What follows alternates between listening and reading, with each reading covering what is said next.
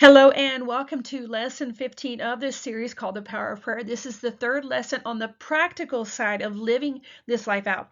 Now, the first and second one, we talked about different things and they're all incredibly important. But today we're going to be talking about how to use your phone to your advantage. So one of the key features I use on my phone are my alarms. Because I can set them for a specific time to reoccur every day, I can label them so that I know exactly what that prayer is for. And the prayers I have for my alarms are what I'm going to call very short and direct prayers. I'm not spending a lot of time. I'm just taking them to God, being very intentional about it. And I currently have like 5 different alarms set on my phone. 2 are for what I call immediate and urgent, for health or life issues that specific people are encountering. And so hopefully those will ebb and flow based upon the movement of God. Some people will go off, other people will go into those alarms. And those alarms just ebb and flow as needed. I have a specific alarm set for specific people to come to a knowledge of the truth of the gospel because they have specific influence that if they can come to a knowledge of the truth, it's going to impact a greater number of people than maybe some others would. And then I obviously have a prayer that's specific to my children and their spouses and my grandbaby because, you know, obviously I want them to be in a place of truth, right? And so the alarms are not technically somebody who is maybe in the intercession pouch. It may be somebody that God has placed into my life short term, but that they need prayer and they need somebody who's going to intercession for them. Other suggestions I can make are countries under persecution, people in authority. There's literally no limit to what and why you would set alarms. They just have to be specific to you.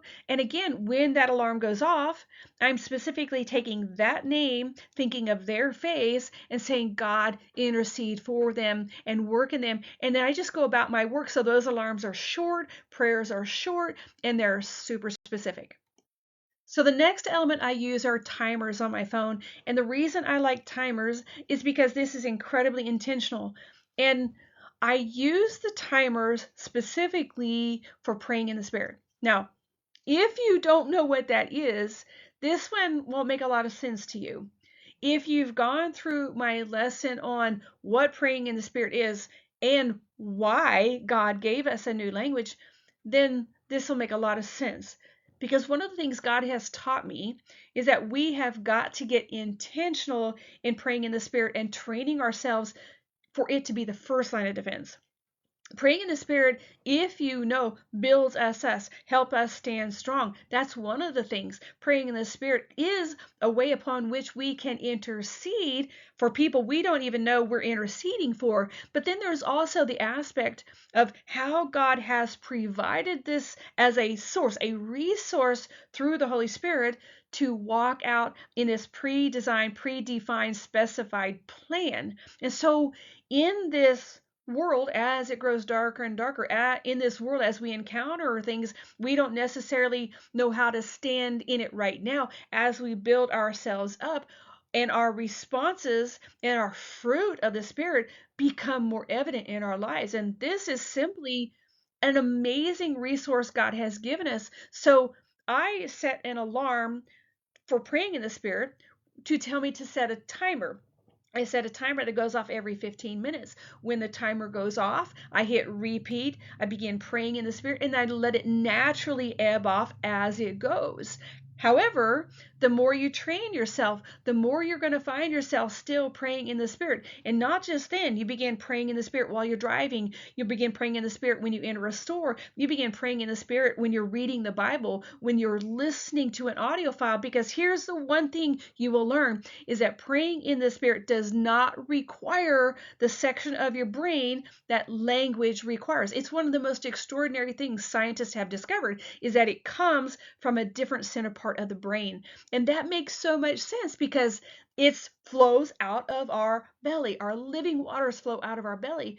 You do not have to think about this language. In fact, you can read a book and comprehend the book and still be praying in the Spirit. This is extraordinary, and it's another evidence of something incredibly supernatural and God-given that is so amazing and so powerful.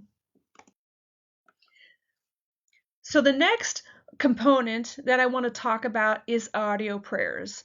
Most every phone has a voice memo app, and these are very specific. I will record what I call scripturally sound prayers for very specific things. I will record them, and then I will play them. And with my mind, I will be speaking what I'm hearing, and with my mouth, I will be praying in the Spirit. Again, this is another mind spirit application of petitioning with God. And so this can be a multitude of things. It's just another resource that you can use. So, something super simple that I have developed with my friends, and that is simply texting the letter P or the praying hands emoji. Now, what is that for? Because there are times in our life that we desperately need prayer, and by simply texting a P, those in the know that you need prayer, and they will go into prayer with you immediately. And so, having that group of friends that you can rely on is very, very powerful. So that is this particular section on how to utilize your phone to the best of your ability. I've got one more I want to talk about, so please keep with me. Thanks so much, and I will see you on the next one.